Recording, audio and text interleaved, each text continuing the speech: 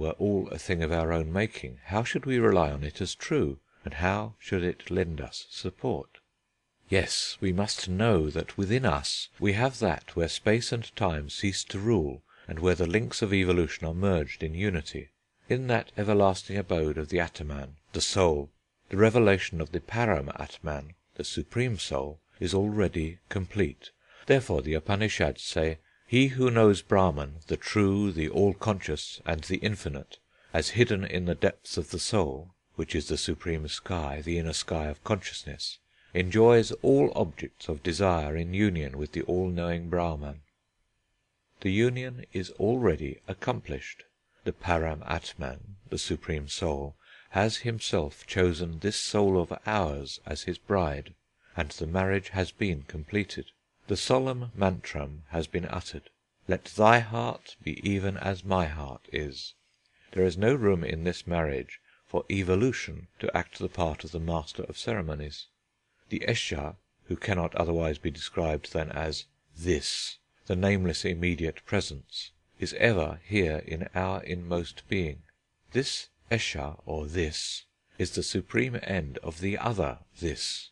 This is the supreme treasure of the other this. This is the supreme dwelling of the other this. This is the supreme joy of the other this. Because the marriage of supreme love has been accomplished in timeless time, and now goes on the endless lila, the play of love. He who has been gained in eternity is now being pursued in time and space, in joys and sorrows, in this world and in the worlds beyond.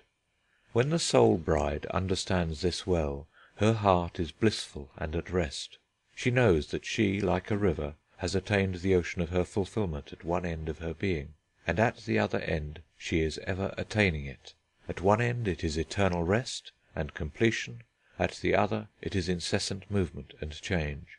When she knows both ends as inseparably connected, then she knows the world as her own household, by the right of knowing the master of the world as her own lord. Then all her services become services of love. All the troubles and tribulations of life come to her as trials triumphantly borne to prove the strength of her love, smilingly to win the wager from her lover.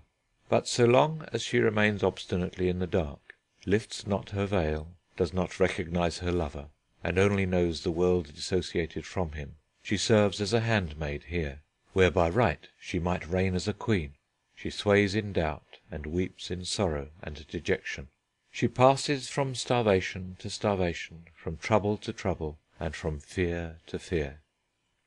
I can never forget that scrap of a song I once heard in the early dawn, in the midst of the din of the crowd that had collected for a festival the night before.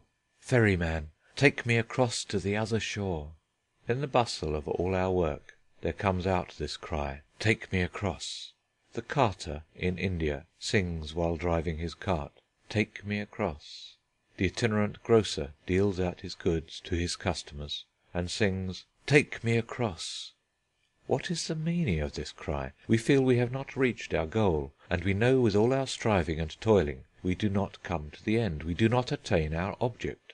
Like a child dissatisfied with its dolls, our heart cries, "Not this, not this." But what is that other? Where is the further shore? Is it something else than what we have? Is it somewhere else than where we are? Is it to take rest from all our works, to be relieved from all the responsibilities of life?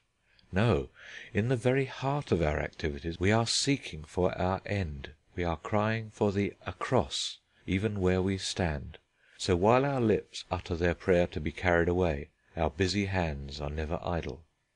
In truth, thou ocean of joy, this shore and the other shore are one and the same in thee. When I call this my own, the other lies estranged, and missing the sense of that completeness which is in me, my heart incessantly cries out for the other. All my this and that other are waiting to be completely reconciled in thy love. This I of mine toils hard day and night for a home which it knows as its own.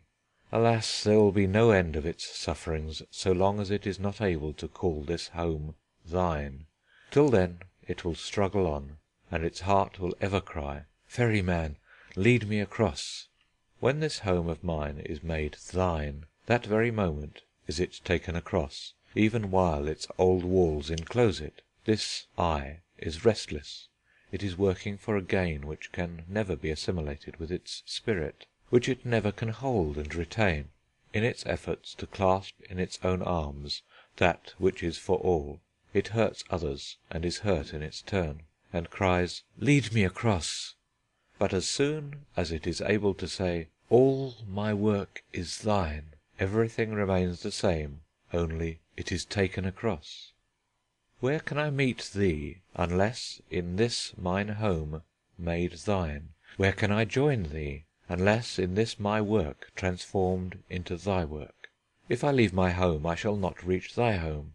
If I cease my work I can never join thee in thy work, for thou dwellest in me and I in thee. Thou without me, or I without thee, are nothing.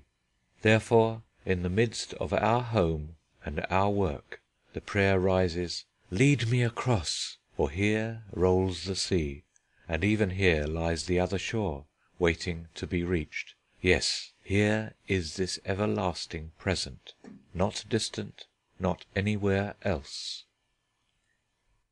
End of Sadhana, the Realisation of Life, by Rabindranath Tagore.